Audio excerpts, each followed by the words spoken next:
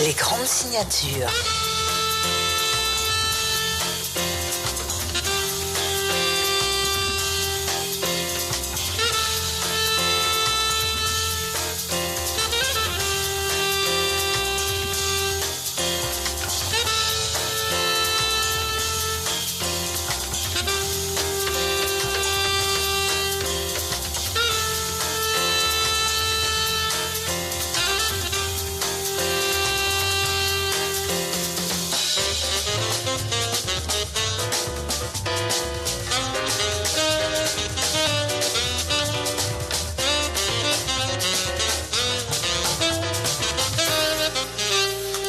Madame, monsieur, bonsoir et bienvenue sur Martinique Première. Et ce soir, les grandes signatures. Eh bien, ce soir, dans les grandes signatures, nous avons le plaisir de recevoir ma scénographe préférée. Elle s'appelle Sarah Desanges. Bonsoir, Sarah. Ça va, très bien. C'est vrai qu'elle est scénographe et costumière. C'est elle qui avait travaillé. Vous vous souvenez, elle était avec nous. Nous avons parlé du travail qu'elle avait fait justement sur Antigone, qu'avait mis en scène Aurélie Dalma. Super travail, intéressant, que j'avais beaucoup apprécié. Et là, tu nous reviens de nous parler de travail de costume et de scénographie sur Le Bel Indifférent, mise en scène par Aliou Cissé. Voilà, très bien, on va en parler tout à l'heure. Autre invitée, Astrid Mercier, elle est bien sûr comédienne, vous la connaissez, mais elle est aussi assistante metteur en scène. Et là, elle vient en tant que comédienne, puisqu'elle est l'actrice du Bel Indifférent. C'est inspiré de Cocteau, c'est ça? Tout à fait. Bonsoir, Joseph. Ça va bien? Ça va bien, je te remercie. Très bien. Et puis un autre invité qu'on ne présente plus, qui est un homme de culture, qui est un journaliste, qui est un écrivain, qui est un auteur aussi, et c'est aussi un compositeur. Il s'agit de Serge Billet. Bonsoir. Bonsoir, Jocelyn. Bonsoir, ça va très bien? Ça va, merci. Ça va? Bien, nous allons parler de son tout dernier livre. Il s'agit de livre qui traite d'un esclave qui, bien sûr, est devenu bourreau. Ça veut dire l'esclave et le bourreau. C'est le titre de son tout dernier livre qui vient de paraître et qu'on peut trouver dans toutes les bonnes librairies. Et puis, un invité de Marc, qui est un ami de longue date, qui de temps en temps, nous parlons de théâtre, nous parlons de philosophie, nous parlons de littérature avec. C'est mon copain Axel Arteron, universitaire et qui enseigne bien sûr à l'université ici, qui enseigne bien sûr tout ce qui est du spectacle vivant, du théâtre à l'université. Bonsoir Axel. Bonsoir, je sais. Très bien. Alors, eh bien, si vous voulez bien, je pense que ce serait intéressant que Serge Billet nous raconte cette fameuse histoire, qui est une histoire vraie. L'histoire de ce... J'aime pas commencer le premier, mais bon. Pourquoi? Oui, mais c'est intéressant. Oui. C'est intéressant. Non, c'est parce que le livre est intéressant et ça va subjuguer un petit peu tout le monde. L'histoire de cet homme s'appelle Mathieu Léveillé, c'est oui. ça, c'est son nom. Cet homme qui était bien sûr un esclave, qui fait partie de... Sur d'habitation au Lamentin. L'habitation au Lamentin, qui fait partie des nègres marrons. Ça veut dire que c'était la 3e fois qu'il s'évadait plusieurs fois. Et là, il était en prison, il attendait, bien sûr, d'être jugé. Donc, bien sûr, on sait que le jugement, au bout de 3 évasions, serait la condamnation à mort. C'est ça, hein, je me trompe pas. Tout à fait. Et voilà, le cours de l'histoire change les choses, puisque, je rappelle qu'on est en 1733, et que le Québec, qui est une province française, et réclame au roi, c'était Louis XV, je crois, Louis XV, qui était le roi, réclame au roi un bourreau. Et voilà, et puis je vous laisse la suite. Alors, et donc Mathieu Léveillé, on lui propose soit d'être pendu, ouais, soit d'accepter le poste de bourreau. Ça peut nous paraître assez paradoxal aujourd'hui, mais à l'époque, ça arrivait très souvent, aussi bien en Martinique, en Guadeloupe, à Saint-Domingue qu'à La Réunion, que lorsqu'un esclave était repris donc une 3e fois, un nègre marron, on leur proposait ce deal-là. Certains ont accepté. Beaucoup ont refusé et lui il a accepté parce qu'il voulait avoir la vie sauve et il est parti au Québec, donc dans un bateau, et il était bourreau au Québec pendant 10 ans. Voilà, mais c'est une situation très particulière parce que c'est un noir, c'est un ancien esclave qui devient bourreau. C'est pas un ancien esclave, c'est un esclave. C'est ça, il est toujours esclave. Parce qu'on reste toujours esclave quand on est bourreau. La peine est suspendue. Si demain vous arrêtez votre fonction de bourreau, vous êtes exécuté. C'est arrivé à 2 esclaves à la Martinique qui avaient accepté d'être bourreaux, puis au dernier moment, ils n'ont pas voulu et donc on les a exécutés. Voilà, donc justement, tant qu'il reste bourreau, il reste vivant, dès qu'il arrête, il peut être exécuté. Tout à fait. Mais alors, c'est une situation très particulière parce qu'il doit servir de bourreau, il doit tuer ses frères noirs, il doit tuer aussi, ce qui est intéressant dans le cas du Québec, les Amérindiens, les peuples premiers. Lui, la particularité qu'il a, qui est différente des bourreaux qu'il y avait à la Martinique, donc des anciens esclaves devenus bourreaux à la Martinique, mais aussi sur l'île de Saint-Christophe ou un peu plus loin, eux, ils tuaient d'autres frères noirs. parce que c'était leur rôle, ils avaient accepté d'être bourreaux, donc ils tuaient les esclaves fugitifs qui étaient condamnés à mort. Mais lui, sa particularité, c'est qu'il partait dans un pays qui était à majorité blanche. Donc les gens qui l'exécutaient, c'était des blancs. Donc ça crée aussi quelque chose d'assez particulier dans la tête d'une victime qui devient bourreau et qui doit à son tour maintenant exécuter des gens qui ressemblent à ses anciens maîtres. Donc on imagine tout ce qui a pu se passer dans sa tête. Absolument. Mais aussi, il doit tuer aussi des Amérindiens. Bien sûr. Puisque les Amérindiens étaient en situation d'esclavage. Tous les Amérindiens qui pouvaient enfreindre la loi étaient naturellement aussi condamnés à mort.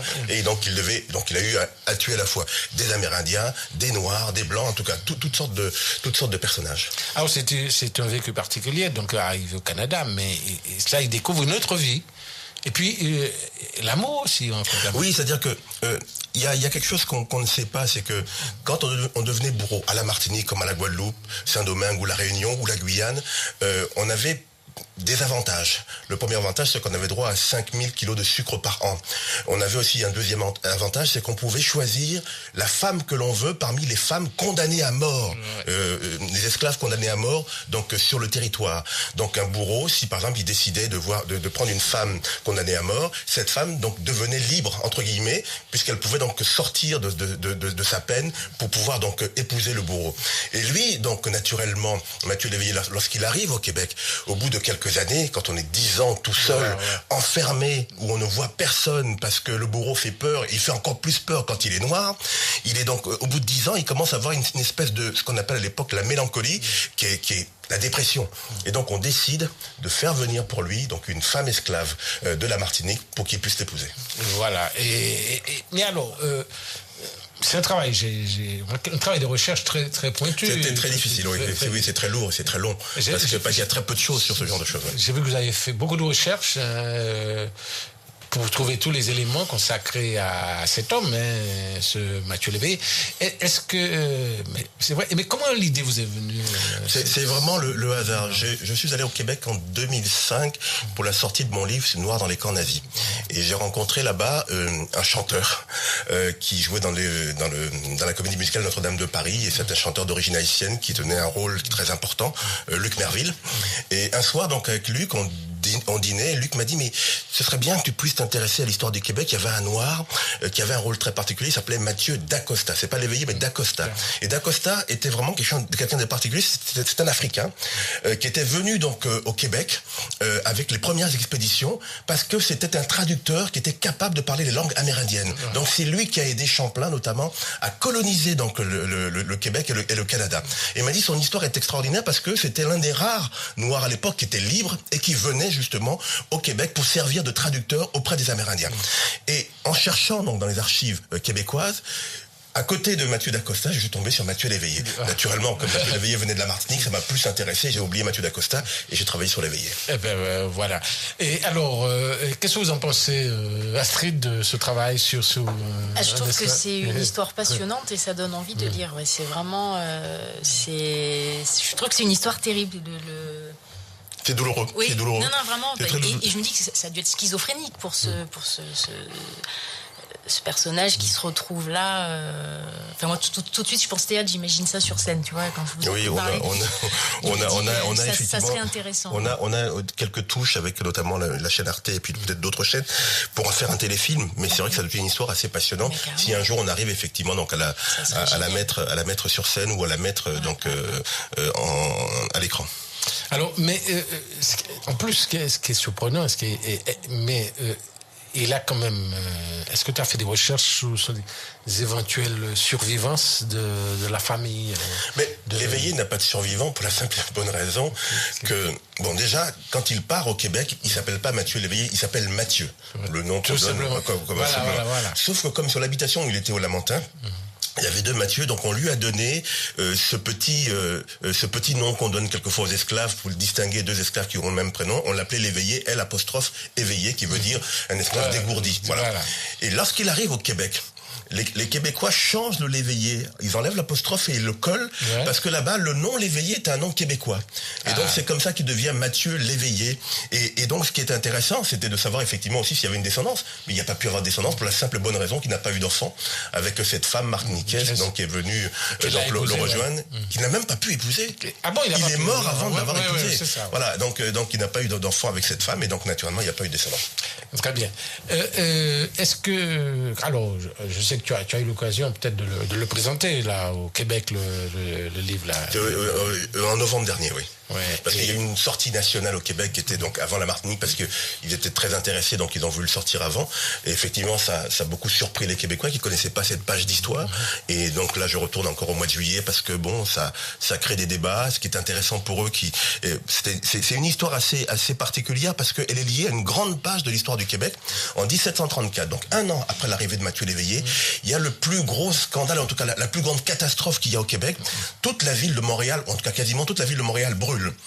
Et on accuse une esclave d'origine africaine d'avoir mis le feu et d'avoir naturellement, donc parce qu'elle voulait se venger de sa maîtresse, d'avoir mis le feu et d'avoir donc détruit la ville de Montréal. Donc c'est la plus grande catastrophe dans le pays. Et qui est-ce qui est chargé d'exécuter cet esclave? C'est Mathieu Léveillé. Et donc c'est une histoire extraordinaire, parce que cette esclave-là, qui s'appelle Marie-Angélique, les gens commencent à la connaître au Québec. Donc ils connaissaient son histoire, et ça les intéressait. Mais ils ne savaient pas que c'était un bourreau martiniquais qui l'avait exécuté. Ils ne savaient pas que c'était un bourreau noir. Donc naturellement, le chevauchement de ces deux histoires fait écho donc au Québec, et ça les intéresse naturellement. Alors Axel, qu'est-ce que vous en pensez de ce travail de Serge Bellé? Un travail louable et nécessaire. Moi, j'aurais simplement une petite question.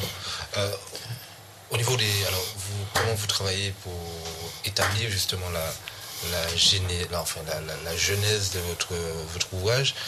Où est-ce que vous récupérez les documents d'archives? Il y a quelques rares archives sur le procès qui a eu lieu à la Martinique en janvier 1733. Il y a quelques rares archives à Aix-en-Provence. Donc là, j'ai pu récupérer les quelques rares archives qu'on avait. Il y a aussi des archives au Québec, parce que Mathieu Léveillé a connu quelques déboires, notamment comme il était tout seul dans la maison où il habitait, il a eu à accueillir quelquefois des vagabonds. Les vagabonds l'ont volé, donc il y a eu des procès. Donc il y a quelques rares archives sur ces procès-là. Et puis, quand on rattache à l'histoire de Marie-Joseph Angélique, cette esclave qui a été exécutée par lui, on retrouve d'autres documents. Donc c'est avec tous ces documents-là qu'il a fallu, pas à pas, donc essayer de pouvoir composer quelque chose, et en plus, en mettant en relief par rapport à cette question du bourreau dont on parle peu dans la question de l'esclavage. Parce que pour moi, c'est un drame.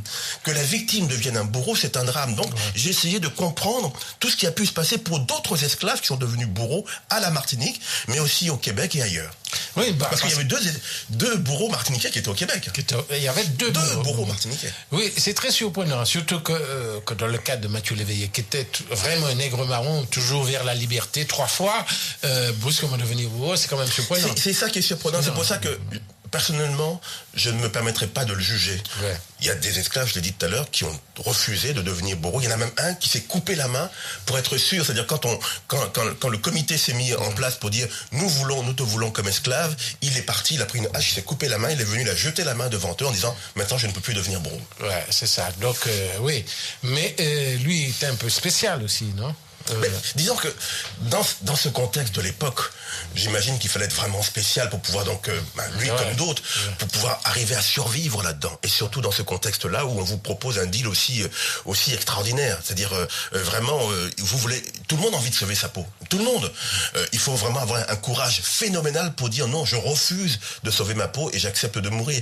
Et on a un exemple justement assez particulier à Saint-Domingue. Il y a un esclave qui lui a refusé de devenir bourreau et qui à un moment donné donc on est venu pour le pendre, et donc un autre esclave noir qui était bourreau donc est venu pour le pendre, et au moment où l'autre a voulu le pendre, la corde s'est cassée et l'esclave s'est fâché contre le bourreau en disant mais je t'avais bien dit que tu avais mal noué ta corde, que tu n'étais pas très doué, eh bien va acheter une autre corde. Il a pris son argent, il a donné au bourreau pour que le bourreau aille acheter une corde et vienne le pendre.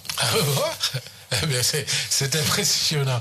Sarah Desanges, vous imaginez, vous voyez travailler en tant que scénographe sur une adaptation de ce livre de Serge Bellé? Éventuellement, tout est possible. Après... Est-ce que c'est intéressant pour vous? Ça pourrait être intéressant. Un sujet comme après, ça. Je pense qu'une adaptation cinématographique est peut-être plus appropriée. parce que c'est un fait historique et... Voilà, ils ont fait une pièce de théâtre au Québec sur l'histoire de Marie-Joseph Angélique. Alors, je ne sais pas comment ils l'ont tournée, mais en tout cas, je sais qu'ils m'ont dit qu'ils avaient fait une pièce de théâtre. Je pense qu'on peut faire tout avec n'importe quel sujet. Après, tout dépend de la question de l'écriture. Ça, non, ce qu'on veut dire, parce que ce qu'on veut dire aussi, faire ressentir. Voilà, et qui peut être différent de ce que moi j'ai voulu. Voilà. Parce que quand on regarde bien dans son style et dans sa manière d'écrire, dans son livre, on peut l'adapter au cinéma, à la télévision, au cinéma, et on peut aussi l'adapter au théâtre. C'est possible de l'adapter au théâtre. N'anticipons pas. Déjà, on va le lire. On verra un jour. J'ai déjà d'autres projets en termes d'écriture de pièces de théâtre et tout ça. Donc voilà, sur la Moresse de Morée, à partir de septembre, monter une pièce à Paris sur la Moresse de Morée. Ouais. Ah oui, ça c'est pas mal. Vous n'avez pas lu la Moresse de Morée, non? Non, on ne peut pas tout connaître. C'était la fille cachée de Louis XIV. De Louis XIV. La fille noire cachée de Louis XIV. Qu'il a eue avec une esclave africaine. Ouais. Donc, vous pouvez trouver... Dans toutes les grandes librairies, comme on dit. Dans toutes les pharmacies. Toutes les pharmacies. Autre question, Axel? Non, juste un commentaire. C'est de voir comment ces dernières années l'historiographie sur l'histoire coloniale a fait des progrès assez extraordinaires. Je pense notamment au dernier livre de Rijan, de Frédéric Rijan, sur l'esclavage, sur les voies d'esclaves, sur les procès d'esclaves, l'ouvrage de Rogers, de Domenico Rogers sur les... Et les historiens ont toujours écrit des livres intéressants. Nous qui sommes à part, parce que les journalistes, nous faisons plutôt de la vulgarisation, qui n'est peut-être pas comparable à ce qu'eux ils font, mais les historiens ont toujours écrit beaucoup de livres. Peut-être qu'aujourd'hui, il y a plus d'écho. Peut-être qu'aujourd'hui, on est un peu... je ne dis pas qu'on est réceptif, parce qu'il reste encore beaucoup de travail à faire. On est un peu plus réceptif et on connaît un peu plus ces historiens-là, au-delà des Léo Elisabeth qu'on a pu suivre pendant des années. On connaît peut-être un peu plus donc, cette nouvelle génération. Non, mais c'est une nouvelle génération très intéressante. C'est ça ce que je dis, oui. Il y a vraiment une école, il y a vraiment une école historique. Je crois que c'est une manière de rendre hommage à Daniel Bégaud, qui est décédé donc, dernièrement et qui a créé le laboratoire d'histoire coloniale à l'UAG, l'IHPGOD, et qui fait toujours, puisqu'il y a de jeunes chercheurs qui travaillent sur la problématique, notamment des livres de couleur à Saint-Pierre, ou sur toute la problématique de l'histoire coloniale. De manière, il y a vraiment un renouveau des approches méthodologiques et de l'approche de manière générale, de l'abord de l'histoire coloniale. Oui, mais il faut continuer ce travail-là. Ah oui, c'est vrai qu'il y a une excellente chercheuse, comme tu le disais, Domenic Rogers, qui fait un travail très intéressant sur le point de vue historique. Oui. Ouais, elle fait un super travail. Et c'est vrai que de plus en plus de jeunes chercheurs à l'université font ce travail sur... Oui, puis des livres qui sont en librairie, qui sont accessibles, des réflexions, des colloques qui se montent et qui finalement... qui popularisent, qui démocratisent cette histoire. Il faut toucher le grand public. Exactement. Voilà, c'est un vrai travail.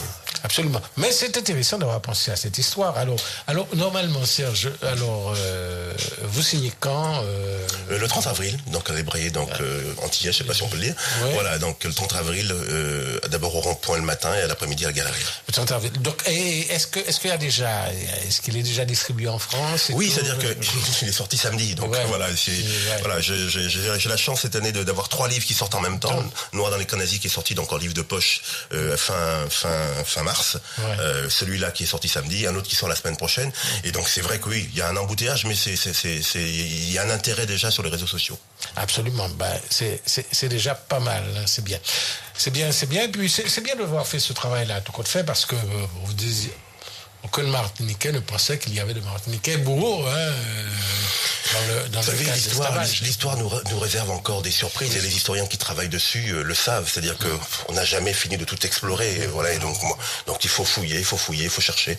Et quelquefois, c'est le hasard qui fait qu'on tombe sur une histoire et pas sur une autre. Quoi. C'est vrai, ça arrive tout. Et c'est le hasard des rencontres aussi, des gens qui vont vous parler de quelque chose qui va vous intéresser. Vous allez entamer la recherche et... Tout à fait, c'est le cas du prochain livre justement, qui un lecteur qui m'a dit il s'est passé ça, je n'étais pas au courant et puis voilà, c'est comme ça.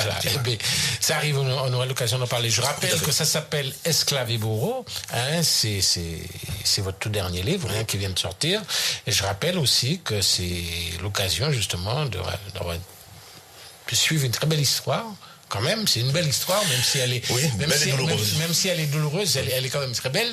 Plein d'histoires entre la province française du Québec, de l'époque. Et on oublie qu'à l'époque, justement, il y avait des liens maritimes très étroits entre la Martinique et le Québec, et c'était vraiment très fort. Absolument, et c'est vrai que ça s'oublie, mais c'est vrai que ça existait pendant très longtemps, parce que le Québec était une province française. C'était pas le Canada, le Québec, c'était la province française. Donc c'est intéressant à lire. Et je vois que c'est l'occasion aussi de comprendre beaucoup de choses pour mieux approcher la situation à l'époque de l'esclavage. Oui, c'est une autre approche de l'esclavage. Voilà. C'est-à-dire qu'à travers l'histoire de cet esclave devenu bourreau, on fait une approche de tout ce que ça pouvait avoir de douloureux cette période-là. Voilà, donc c'est intéressant. C'est de Serge Billet, ça s'appelle Esclave et bourreau, puis je rappelle que c'est en vente dans toutes les bonnes librairies, et comme vous dites généralement, les bonnes pharmacies, Serge Billet. Alors, Astrid Mercier, comédienne de son état, ça va ?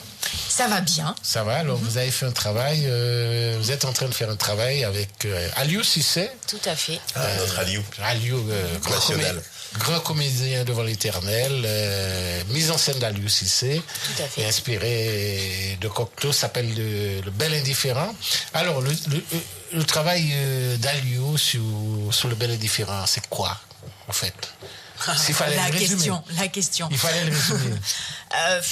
C'est difficile de résumer déjà un travail parce que ça fait maintenant un gros mois qu'on se voit tous les jours, qu'on explore, qu'on cherche. Tout est parti d'abord de ce texte que Aliou m'avait proposé il y a très longtemps. Et puis voilà, ça s'est fait là maintenant. On a beaucoup discuté en amont sur ce personnage, puisqu'il faut savoir quand même que Cocteau avait écrit cette pièce pour Édith Piaf. Donc voilà, cette femme qui est là, qui attend son homme et qui sa tête part dans tous les sens. Alors la situation, c'est qu'elle c'est un huis clos. C'est un huis clos. Elle est dans sa chambre d'hôtel et tout ça, et elle attend. Ça fait des heures qu'elle attend et c'est tous les jours pareil et elle en peut plus. Il finit par arriver, mais il s'occupe pas vraiment d'elle, donc elle pète les plombs, comme elle en peut plus, donc elle passe par tous les états pour essayer d'attirer son attention et comprendre et pourquoi.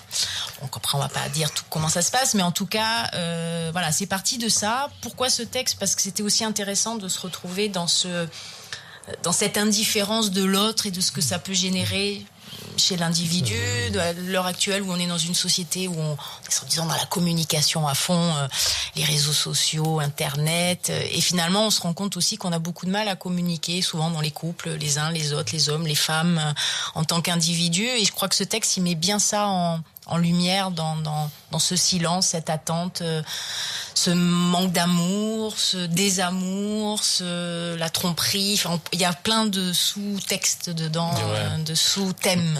Mais c'est quand même une très belle écriture. Ah oui, c'est du Cocteau quand même. C'est une très belle écriture. Alors justement, connexion à Aliou Cissé, mais le travail de ce huis clos, le travail de mise en scène, c'est un personnage très particulier où il n'y a pas de silence, ça n'existe pas le silence. C'est une manière de s'exprimer dans cette pièce de Cocteau. Et alors, comment Aliou Cissé vous a mis en scène, je vois, dans la posture de la chambre, dans l'attente où il y a un téléphone, mais le téléphone il sonne pas, il y a un téléphone. J'ai envie de dire, Jocelyn, rendez-vous le 22 à l'Atrium à 20h.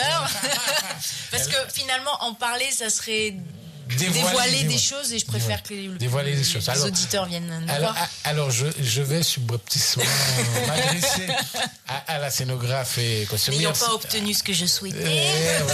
Sarah, alors, quel est le travail de Sarah sur cette pièce de mise en scène par Aliou ? Mon travail, c'était de définir un espace déjà. Pour moi, on va dire que c'était de ne pas rentrer dans l'illustration pure de la chambre d'hôtel avec tous ces froufrous. C'est ça, mais une autre dimension. Voilà. Et voilà, surtout que c'est une pièce qui on a le désir qu'elle voyage, donc il fallait quand même faire un décor assez allégé, tout en incluant l'essentiel en fait. Donc je suis partie sur vraiment l'essentiel des éléments qui étaient proposés par Cocteau. C'est-à-dire, bon, je peux pas te dire, on va dire du mobilier, des accessoires, et tout en rappelant toujours avec des motifs la chambre d'hôtel. Par rapport au costume aussi, pour moi, à force d'attendre en fait ce personnage, il devient un peu le mobilier. C'est ça. Il devient un peu un élément de décor en fait de la chambre. Donc voilà, donc pour moi c'était aussi de rapprocher un peu les couleurs de costume avec les couleurs du mobilier. Ça c'est intéressant. Voilà. Et puis de trancher après avec l'arrivée d'Émile. Ah, très bien. Voilà. On revient presque à la question de l'esclavage. L'être humain devient un meuble. Complètement. On est esclave de son amour. Complètement. Exactement. Mais c'est exactement ça. Esclave de l'autre. Ah bon, je ne vais pas dire trop. Non, mais c'est ça. Alors Serge, mettre en scène différent de Cocteau, la part de notre ami Je Alliot. pense que déjà ce qu'elle a dit, c'est une belle plume, Cocteau. Absolument. Moi, lui aussi, moi je garde un grand souvenir parce qu'il a joué dans une de mes comédies musicales sur 1902, sur l'éruption de la montagne Pelée. C'est quelqu'un, bon, c'est un grand acteur, c'est un immense acteur. Ah oui, c'est un très grand acteur. Et c'est vrai que ça doit être assez intéressant de passer de l'un à l'autre et voir maintenant comment est-ce qu'il fait son travail en tant que metteur en scène. Oui, c'est intéressant. Surtout que, oui, Alliot, c'est quand même quelqu'un qui a, comme on dit, de la Il a une stature. Une stature de comédien. Et je pense même qu'il méritait encore plus que ça au regard de ce qu'il vaut. Ah ouais, sûr. Voilà. Après, bon, après c'est le hasard de la vie qui fait que. Ouais, voilà, très bien. Axel. Non, moi je suis tout à fait d'accord avec vous. Je pense que Alliot, moi je suis d'ailleurs très content. Je crois que c'est sa première mise en scène. Oui. Donc c'est En Martinique. En Martinique, quoi, sa première mise en scène en Martinique. Donc c'est un événement.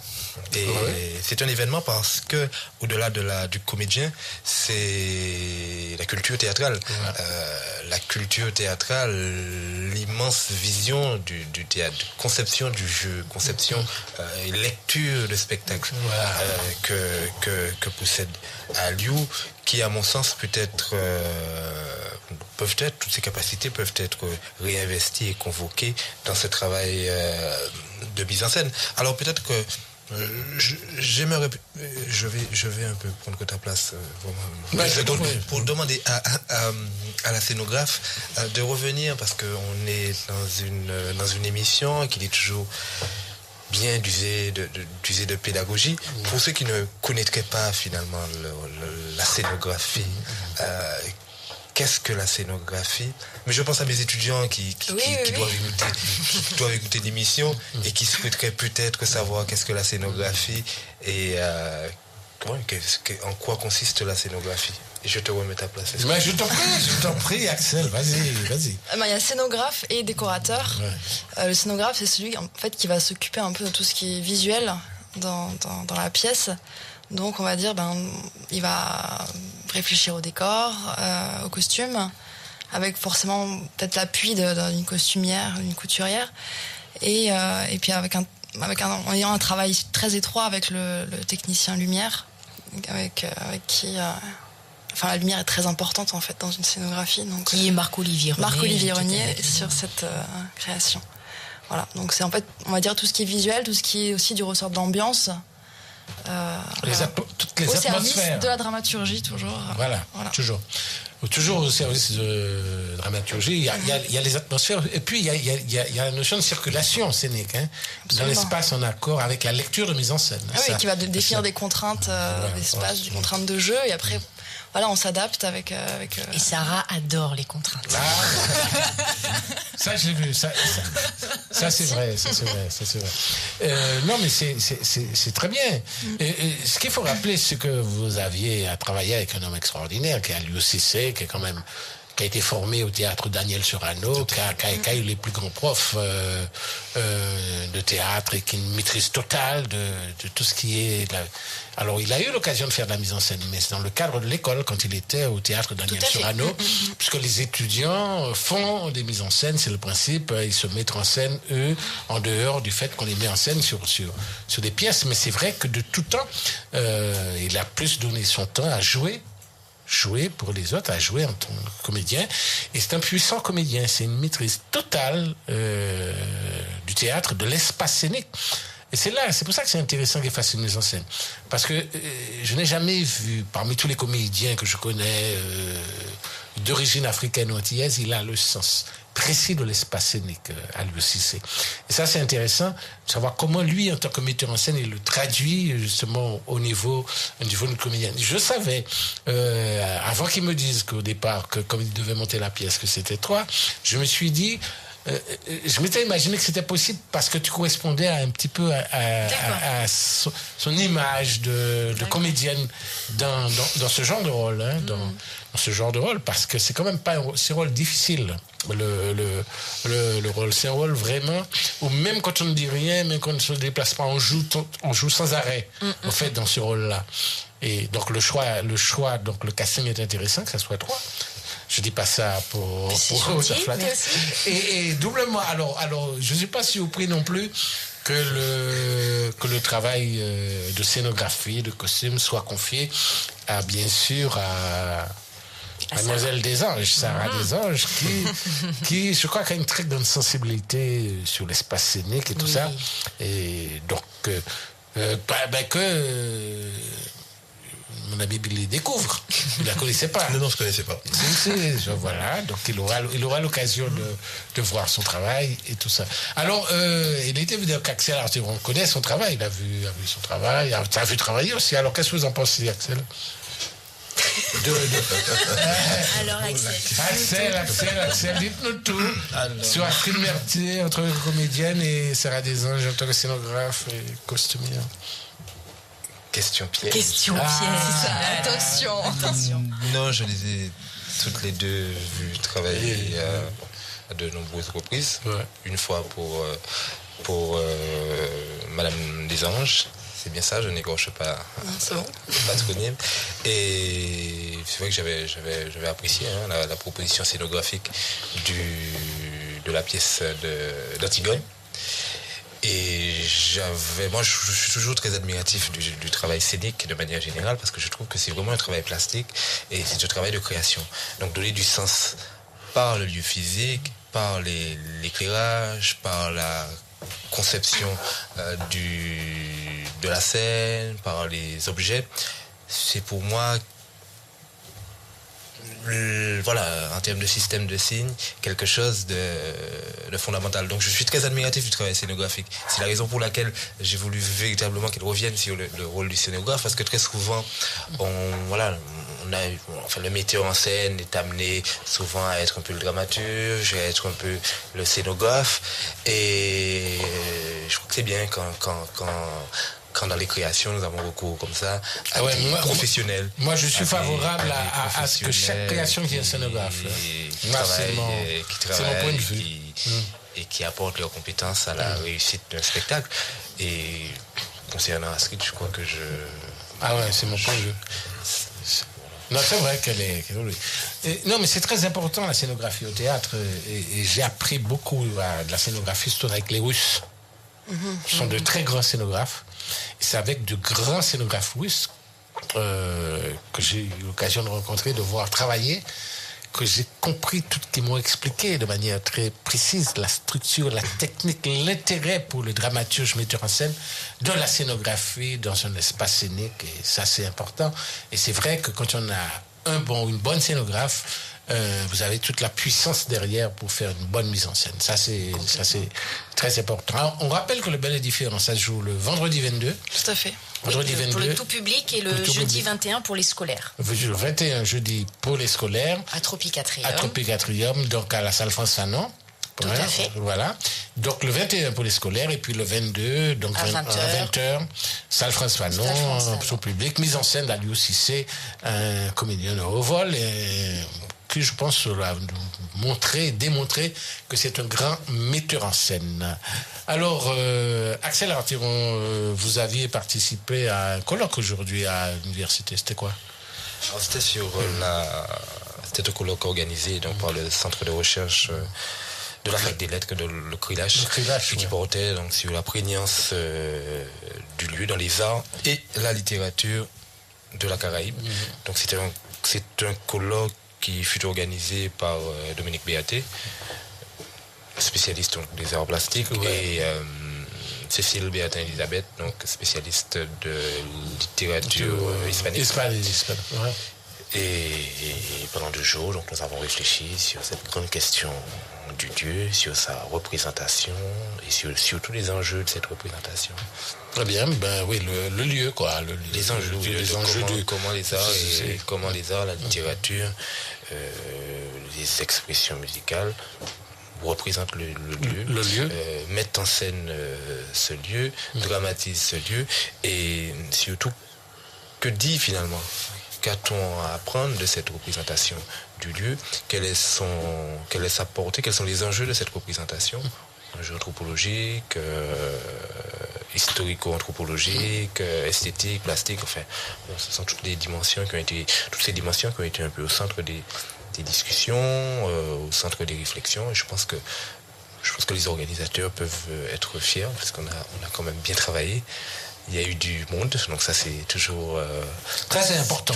C'est important que se fait un colloque, il y ait du monde, ça c'est important. Oui, de pouvoir intéresser, de faire de l'université un lieu pas simplement de l'élite, mais un lieu ouvert à tous, très démocratique, de manière à ce que cet outil qu'est l'université joue son rôle de développement et d'élévation d'une population.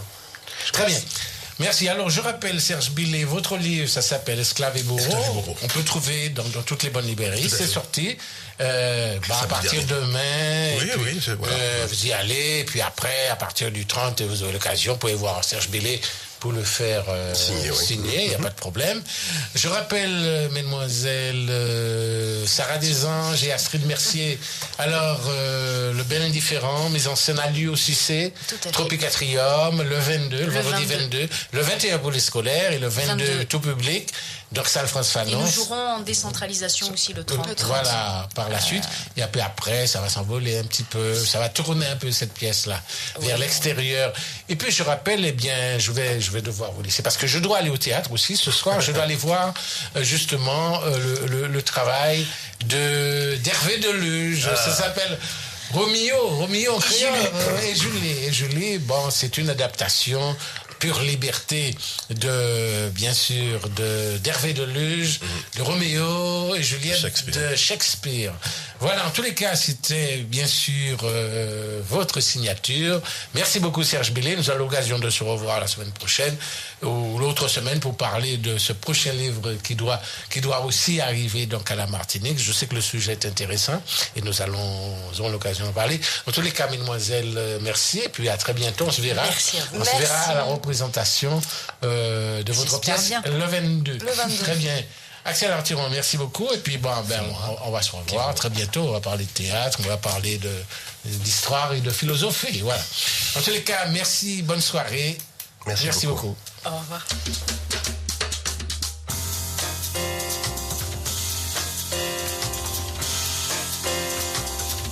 Les grandes signatures.